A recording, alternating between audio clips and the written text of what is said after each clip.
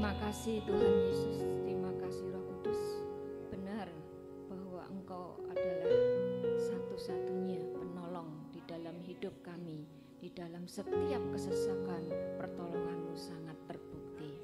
Tuhan, sebentar lagi kami akan meneduhkan pikiran kami, menenangkan hati kami, dan duduk di bawah kaki-Mu untuk mendengarkan apa yang Engkau ingin katakan kepada kami masing-masing. Kami percaya Tuhan bahwa perkataan-Mu itu adalah hidup. Perkataan-Mu itu adalah merupakan nasihat dan kekuatan serta penghiburan. Mari Tuhan Roh Kudus berbicara dan tolonglah kami agar kami boleh menyerap sebanyak mungkin makanan yang telah Kau sediakan bagi jiwa kami. Di dalam nama Tuhan Yesus kami berdoa dan mengucap syukur. Amin. Silakan duduk. Shalom saudara. Mari kita akan belajar firman Tuhan yang saya beri judul cara kembali pada Tuhan adalah pertobatan. Saya ingin bertanya, bila seseorang itu sudah percaya kepada Tuhan dan dibaptis, apakah orang itu sudah tidak memerlukan pertobatan lagi? Saya ulang, jika seseorang sudah dibaptis, ya, percaya kepada Tuhan, apakah orang itu masih memerlukan pertobatan lagi? Mari kita lihat jawabnya ya. Kita buka Kisah Para Rasul 8. Kisah Para Rasul 8 mulai dari ayat 9 sampai 13 lalu disambung 21. Saya tidak baca semua tapi saya ambil poin-poinnya saja. Mulai dari Kisah 8 ayat 9. Seorang yang bernama Simon telah sejak dulu melakukan sihir di kota itu. 12. Tetapi sekarang mereka percaya kepada Filipus yang memberitakan firman tentang kerajaan Allah dan tentang nama Tuhan Yesus Kristus, dan mereka memberi diri mereka dibaptis. 13.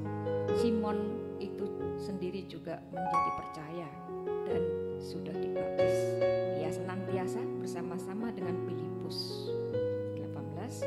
Ketika Simon melihat bahwa pemberian Roh Kudus terjadi setelah karena rasul-rasul itu menumpangkan tangannya, ia menawarkan uang kepada mereka serta berkata, "Berikanlah juga kepadaku kuasa itu, supaya jika aku menumpangkan tanganku di atas seseorang, ia boleh menerima Roh Kudus."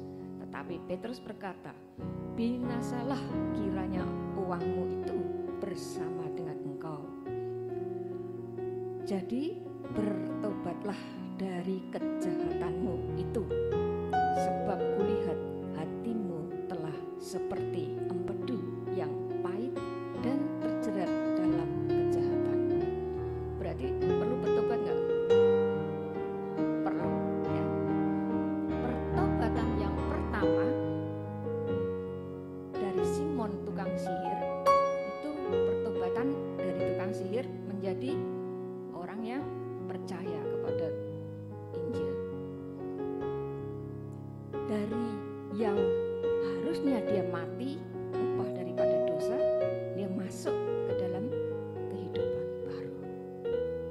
Nah, pertobatan yang kedua adalah pembersihan hati. Tadi dikatakan hatinya seperti empedu yang pahit. Nah, pertobatan yang ketiga, keempat, kelima, dan seterusnya itu berarti sangat-sangat dan harus terus dilakukan selama kita masih hidup. Amin. Saya akan memberi contoh yang lain lagi, yaitu anak bungsu. Saudara masih Saya percaya saudara semua udah ingat ya ceritanya anak bungsu itu. Awalnya si bungsu itu ada di dalam rumah bapaknya. Artinya apa? Dia sudah percaya dan ada di dalam keselamatan. Lalu ia berfoya-foya menghabiskan uangnya, hartanya dengan pelacur-pelacur. Datanglah kemiskinan membuat dia bertobat dan kembali. Pertobatan yang kedua adalah pembersihan hati dari lekatan seksual, dari pornografi. Pertobatan yang lain adalah dari hati yang sombong. Pertobatan yang lain lagi adalah dari hati yang tidak pernah puas.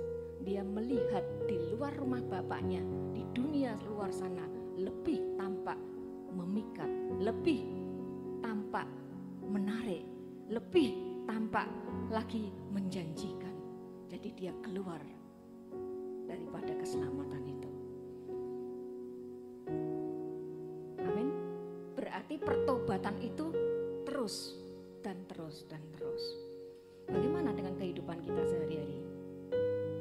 Sama seperti yang tadi saudara melihat, kalau yang dari streaming, tadi yang lihat YouTube, dan yang kita lakukan di sini ketika WL tadi masuk di dalam penyembahan, meminta ampun, betul? Itu seperti itu. Hal-hal yang lembut. Saya nggak akan mengatakan itu dosa kecil, dosa besar ya. Tetapi kalau kita bercermin daripada segala sesuatu yang tidak berdasarkan iman itu adalah dosa.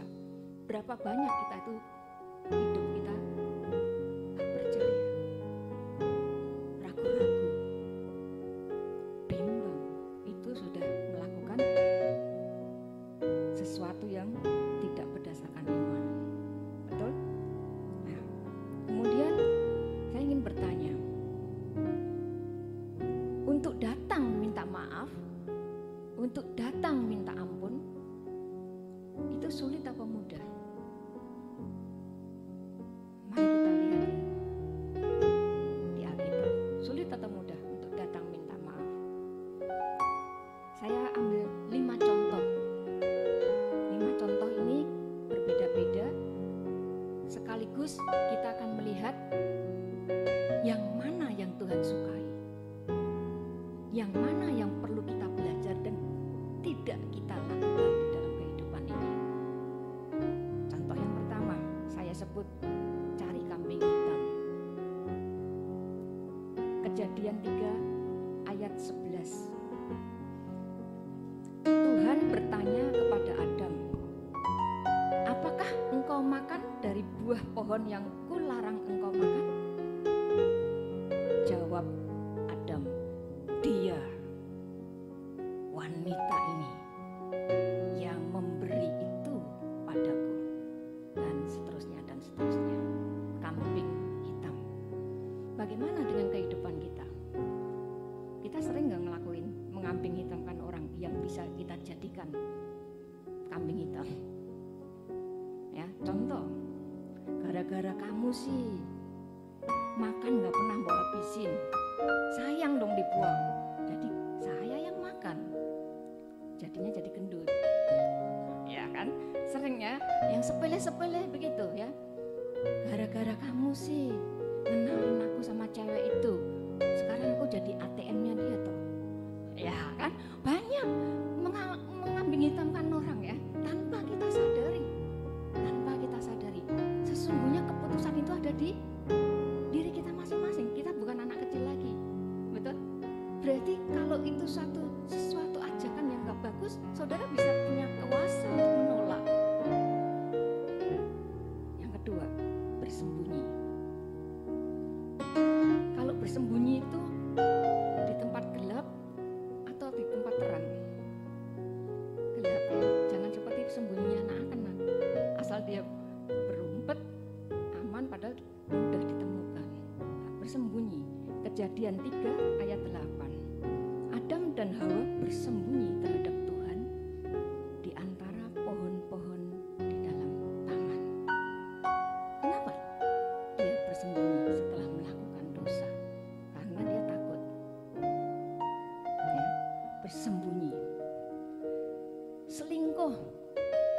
pelesiran dengan orang lain padahal dia udah menikah. Bersembunyi nggak? Disembunyi-sembunyiin nggak? Apa terang-terangan ngomong sama istrinya atau suaminya, aku nih lo lagi selingkuh? Ada nggak yang ngomong gitu? Nggak ada ya?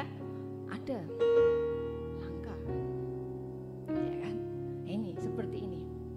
Bersembunyi. Sesuatu yang menjadi satu kelemahan, kekurangan, kalau bisa ditutup-tutupin. Jangan ada orang yang lihat.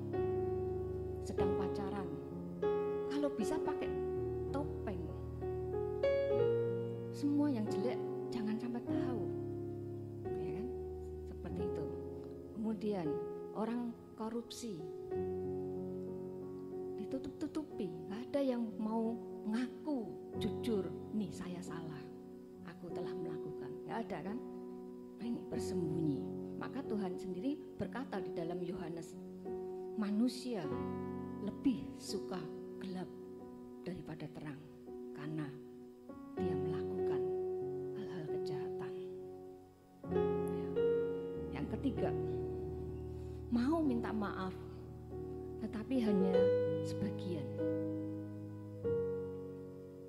Kita lihat contohnya, Saul berkata kepada Samuel, aku telah berdosa, tetapi tunjukkanlah hormatku padamu sekarang di depan semua para tua-tua bangsaku dan di depan orang Israel.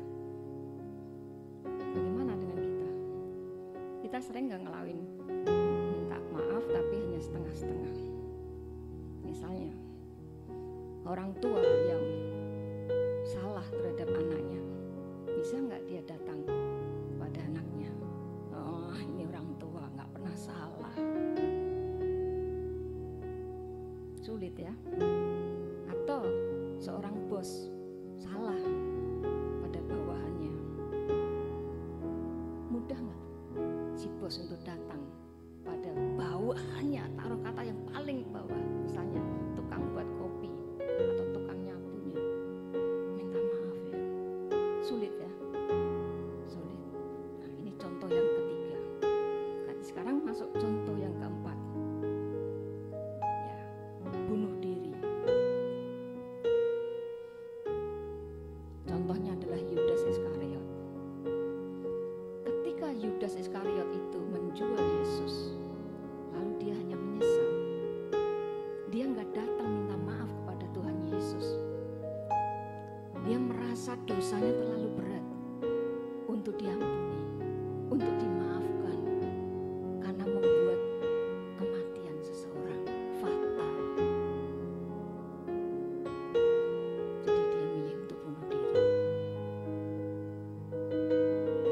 Contoh yang terjadi ya, saudara, beberapa tahun yang lalu mungkin sering mendengar bahwa banyak orang yang bunuh diri di Jepang.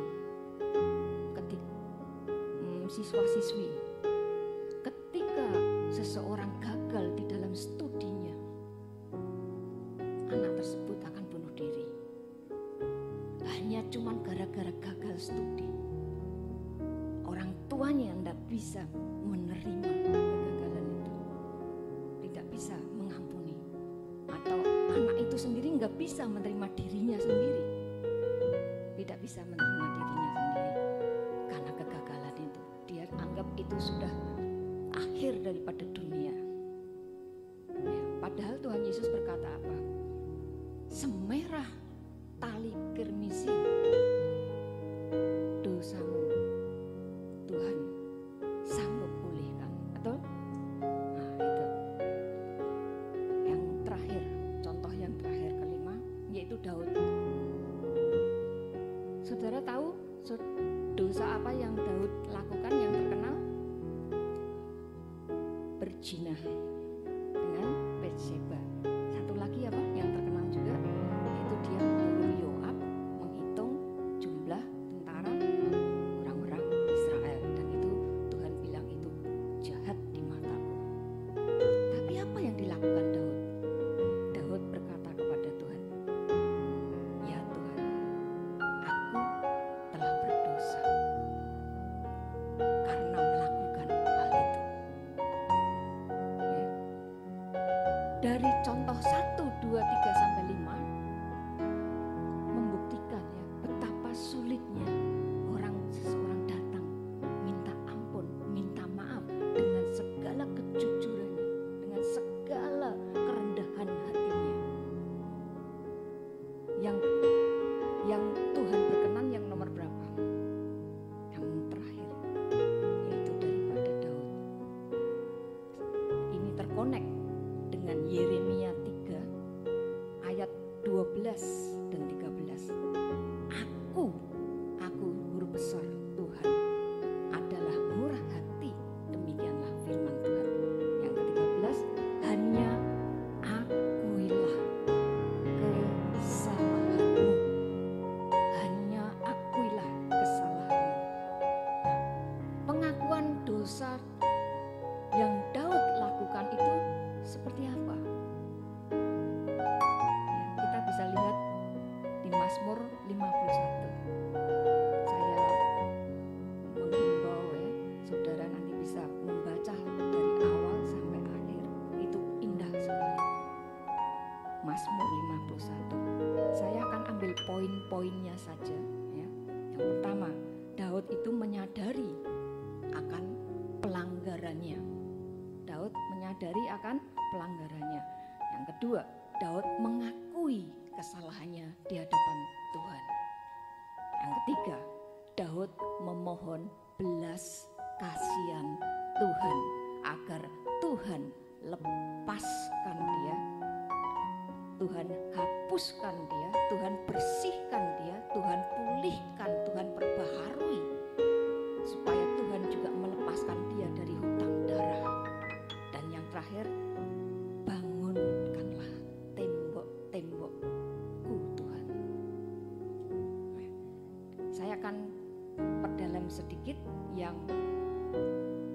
Mazmur 51 ayat 20. Dia bilang, bangunkanlah tembok-tembokku Tuhan, tembok-tembok Yerusalem.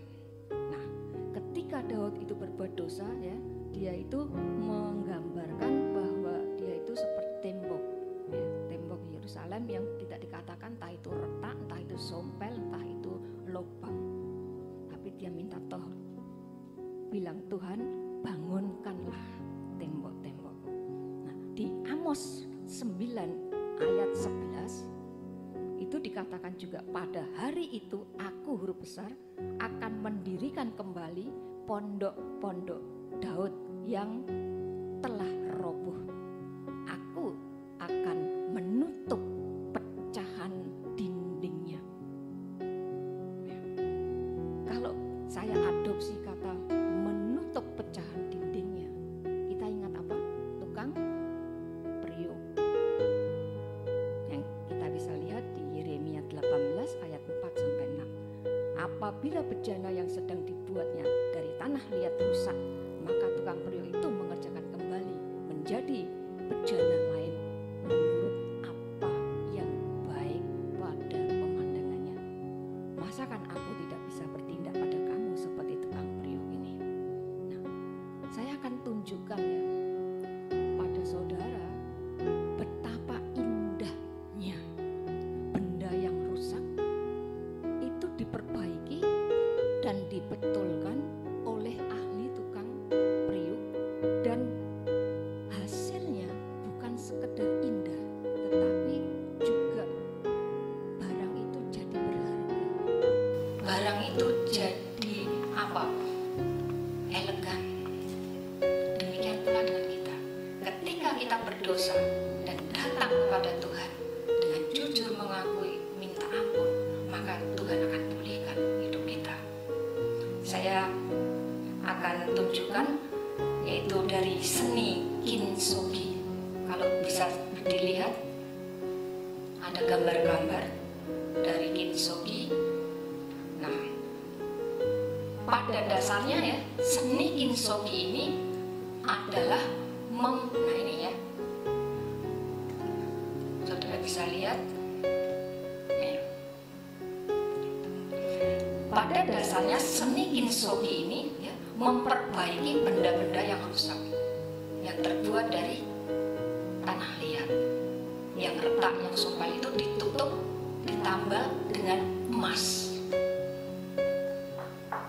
Orang yang lihat gelas yang pecah tadi, dia sudah nggak bisa lihat lagi yang pecahnya yang mana, karena yang terlihat itu emasnya.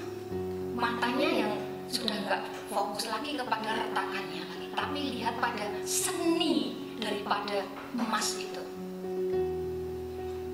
Semakin banyak retakan atau sumpel yang terlihat itu, emasnya sangat dominan, sangat kuat, sangat kuat. Tapi bukan berarti terus sengaja ya berbuat dosa, bukan.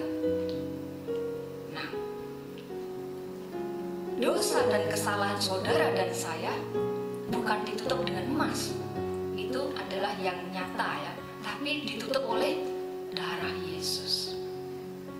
Dikatakan tanpa penumpahan darah tidak ada pengampunan dosa. Nah, sekaligus saya akhiri sebagai penutup, ada beberapa kesimpulan yang saya boleh bagikan kepada saudara.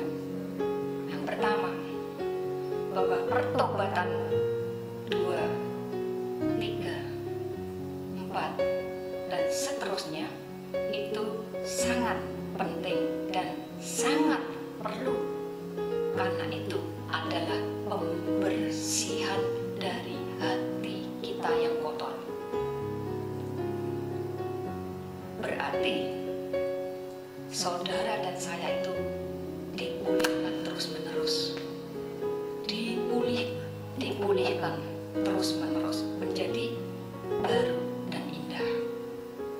Yang kedua, bangunkanlah tembok, ya Tuhan, kata Daud, kata saudara dan saya ya.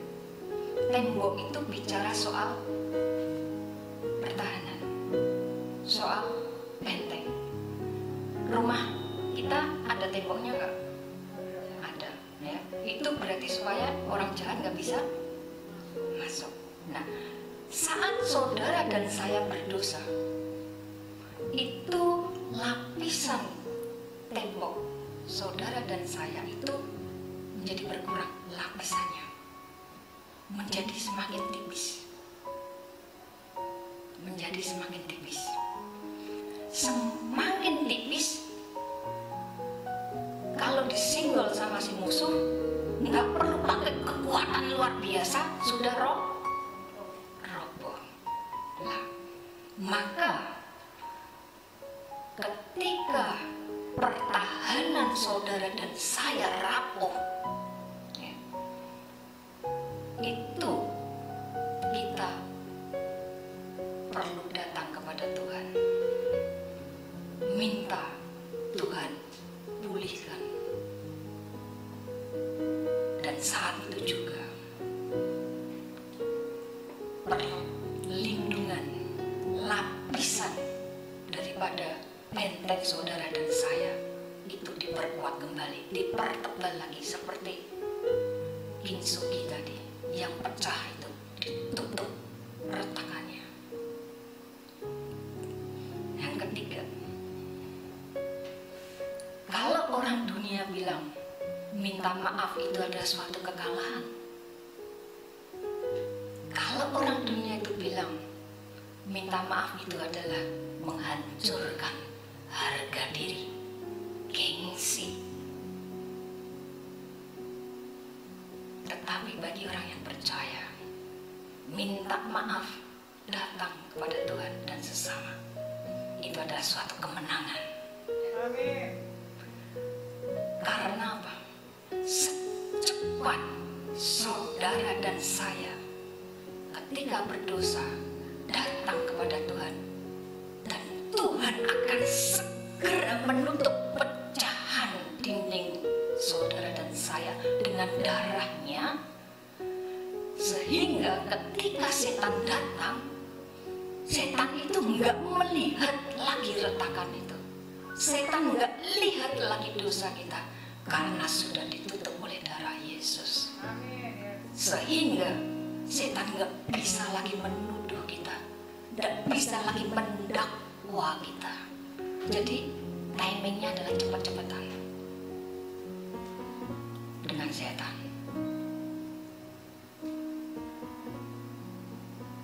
Yang terakhir,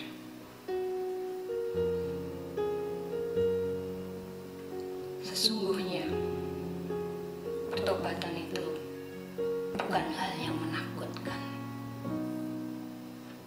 bukan hal yang perlu dihindarkan, bukan hal yang perlu ditunda-tunda. Ketika Roh Kudus berbicara, menggelitik hati saudara dan saya secepat itu, karena waktunya cepat-cepatan dengan setan. Sehingga setan belum sempat datang mendakwa kita. Tidak perlu menjadi hal yang kita perlu sembunyi-sembunyikan. Apa yang tidak bisa dilihat oleh Tuhan, bagi Dia kita ini sangat transparan. Gak perlu kita sembunyi-sembunyi, ngomong dengan berbungkus-bungkus kertas kado yang bagus. Apa adanya, ceritakan kepada Tuhan kelemahan semua yang kita pernah lakukan yang mendukakan hatinya. Beres. Hanya akuilah kesalahanmu. Mari kita tutup dengan doa.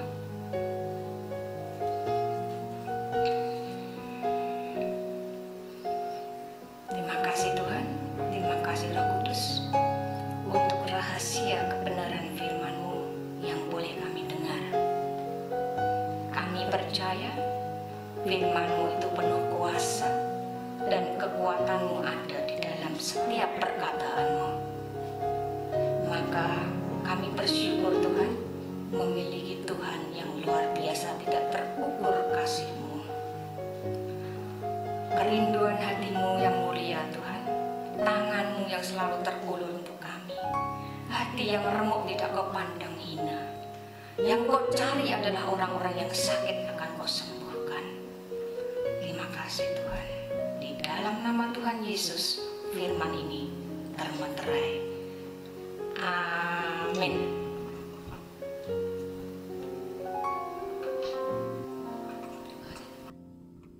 Puji nama Tuhan. Siapa yang diberkati oleh firman Tuhan, boleh lambaikan tangannya. Haleluya. Mari sama-sama kita mau sambut sekali lagi untuk penambahan firman Tuhan. Shalom semuanya.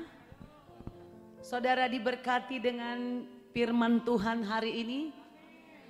Saudaraku, saya sarikan sedikit apa yang disampaikan. Ada nggak yang nulis khotbah dari Ibu Lydia? Nah, saya dari masa muda saya tidak pernah membiarkan khotbah berlalu begitu saja. Selalu saya merasa penting menulis karena saya sadar daya tangkap saya tidak mungkin bisa menyerap semua yang dikhotbahkan sekali. Jadi saya harapkan jemaat baik yang di gereja maupun yang di rumah, latihlah dirimu menulis dan ulang-ulang baca. Puji Tuhan hari ini kita selalu ada khotbah ulangan ya melalui YouTube. Tapi kalau saudara pun tidak menonton YouTube bagaimana? Nah, habis khotbah ditulis sehingga lebih meresap lagi. Nah, intinya saudaraku akan kita sarikan kembali nanti dari hari Senin sampai hari Sabtu dalam acara renungan senja setiap jam 5 sore. Tetapi pesan dari firman hari ini mengatakan, apakah masih perlu bertobat setelah saudara dibaptis? Banyak orang mempermasalahkan ini. Oh, kita sudah dapat kasih karunia. Tuhan sudah mengampuni dosa kita. Jadi kita tidak perlu lagi mau apa yang penting percaya Yesus, maka dosa kita sudah diampuni. Itu yang dipahami seberapa banyak orang. Tapi saya mau beritahu saudara, keselamatan dari Tuhan itu hanya bisa dibayar dengan darah yang suci, darah yang kudus. Dan satu-satunya darah yang kudus hanya dari Tuhan itu sendiri. Memang dosa kita, dosa yang akibat dari perbuatan Adam dan Hawa, itu sudah beres oleh darah Yesus.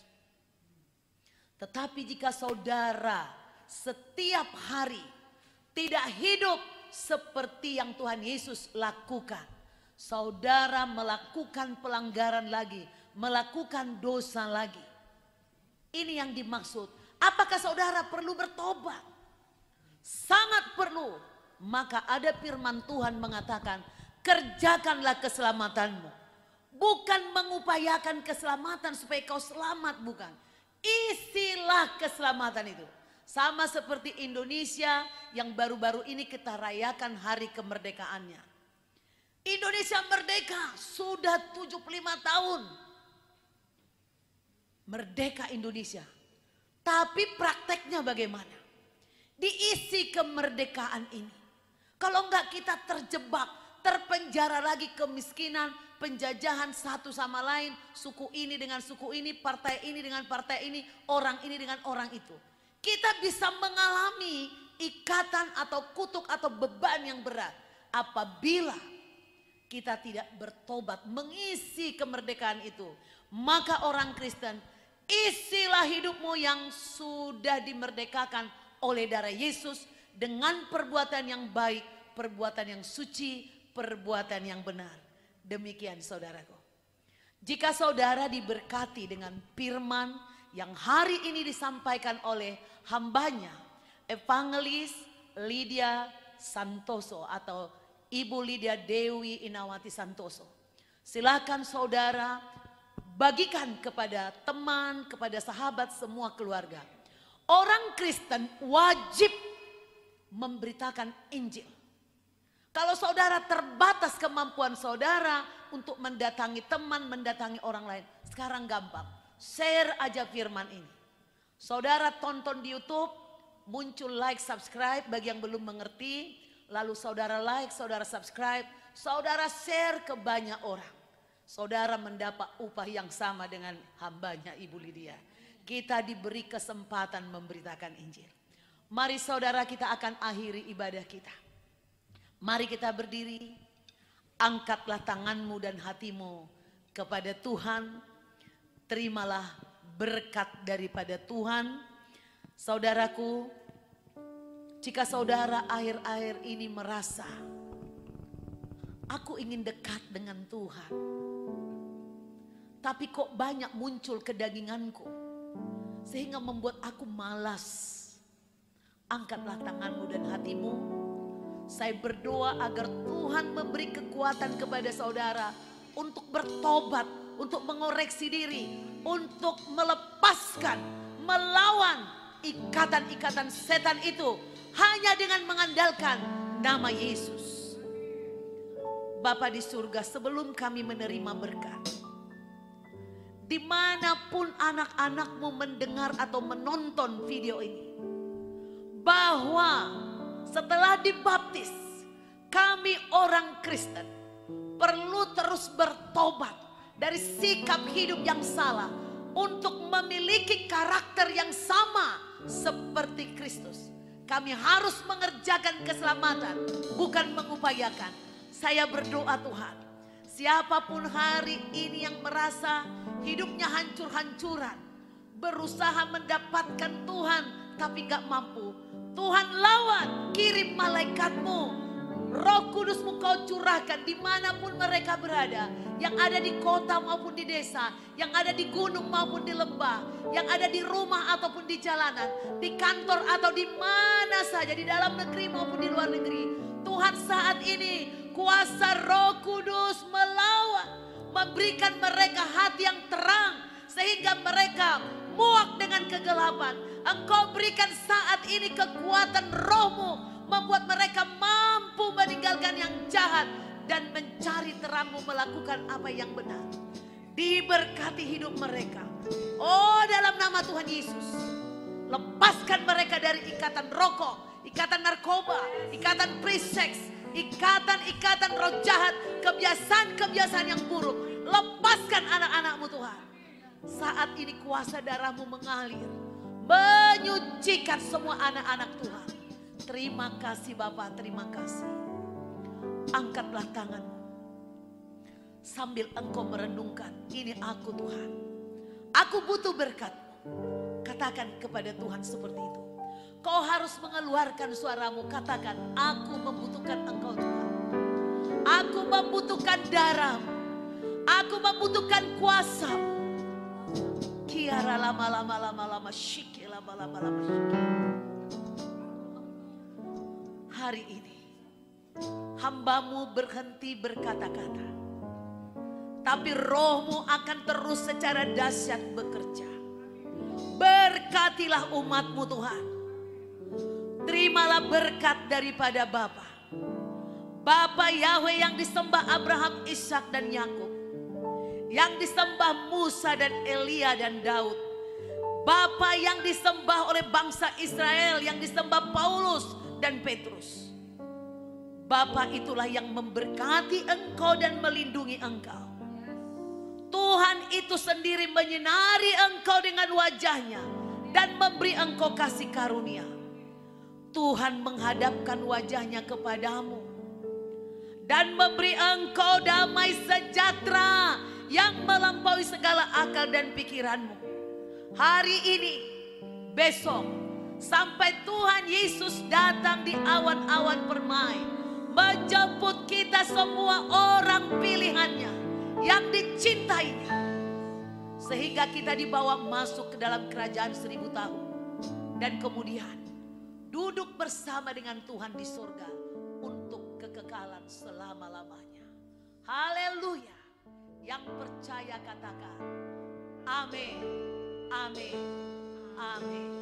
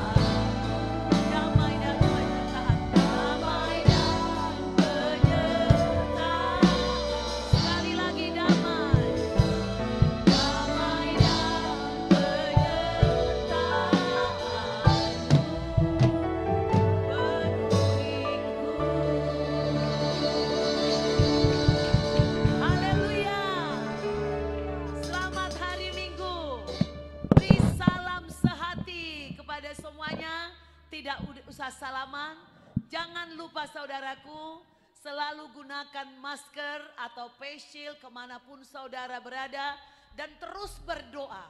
Jangan lupa minum vitamin, makan yang teratur, istirahat yang teratur. Dan bila ada saudara yang mengalami gangguan kesehatan, jangan segan-segan menghubungi gembala atau para pekerja. Tuhan Yesus memberkati. Sampai jumpa hari Minggu depan dalam jam yang sama. Sekali lagi jangan lupa like, subscribe, dan komen. Share kepada semua orang. Tuhan Yesus memberkati.